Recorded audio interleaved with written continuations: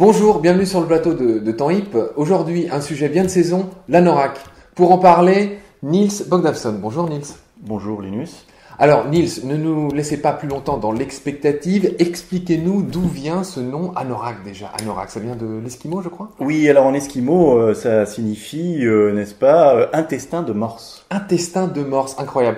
Alors, les Inuits, c'est pas une blague, s'habillaient donc vraiment avec des intestins de morse? Eh bien, effectivement, ils avaient inventé l'ancêtre du kawe. Ils avaient donc, à partir ils avaient besoin d'une matière qui soit à la fois imperméable, Oui. souple, avec un vêtement qui avait une capuche, et donc la matière la plus naturelle pour eux, c'était l'intestin de morse. Très bien. Racontez-nous Niels, comment fabriquait-on ce type de vêtements que portaient, je crois, vos ancêtres? Eh bien, vos ancêtres aussi, n'est-ce pas? Et alors, donc, ils prenaient un intestin de morse au départ, n'est-ce pas? Et ça fait un tuyau qu'ils lavaient, et ils coupaient dans le sens de la longueur des bandelettes qui cousaient ensuite les unes aux autres pour faire une sorte de bibendum. D'accord, alors je crois qu'on a pu se procurer une image qu'on va voir ici.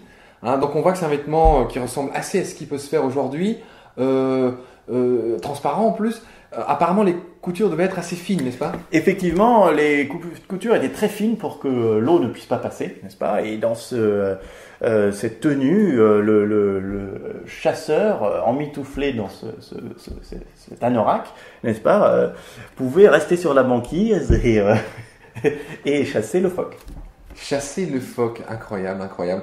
À votre connaissance, Niels, pour faire un petit peu le tour de la question, est-ce qu'aujourd'hui il existe des vêtements innovants, très originaux? Est-ce que vous avez pu recenser quelques-uns? Oui, alors ce ne sont pas des anoraks, mais il y a une société qui s'appelle Qt Technology qui travaille sur un t-shirt avec un écran LCD. D'accord. Qui permet d'afficher des messages, vos derniers messages Twitter ou Facebook par exemple. D'accord. Ou qui permettrait de lui rajouter une caméra, un micro et de le connecter au smartphone de l'utilisateur. Voilà. D'accord. Une sorte de t-shirt interactif, si on peut dire. Tout à fait. Ok. D'autres exemples? Ah oui, alors il y a une créatrice allemande qui s'appelle Mademoiselle Chichi qui a inventé Pas Chichi. Pas Chichi, qui a inventé, n'est-ce pas, un matériau à partir de fibres de lait, n'est-ce pas? Fibre de lait, comment c'est possible? Tout à fait. Alors elle utilise juste la protéine du lait et elle fait des fibres avec ça, et donc elle fait une robe, n'est-ce pas, qu'elle vend 200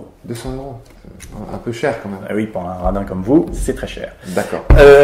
Et puis d'autres choses, pour terminer, sans doute, deux chercheurs anglais ont inventé un vêtement qui se vaporise en spray.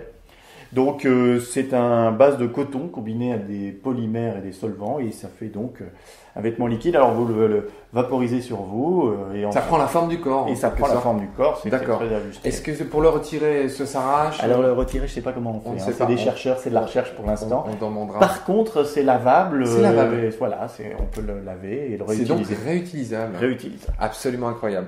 Niels, merci pour votre contribution d'aujourd'hui. Je crois que c'était vraiment une belle émission. Enfin, bon, ça encore, on est souvent le plus mauvais juge de ce qu'on peut faire soi-même. Tout à fait. Mais le seul bémol quand même que je vois, c'est que vous n'avez rien mis sur vous qu'on puisse juger entre guillemets sur pièce. Donc, par rapport à ça, j'ai envie de dire, temps hip. Temps hip.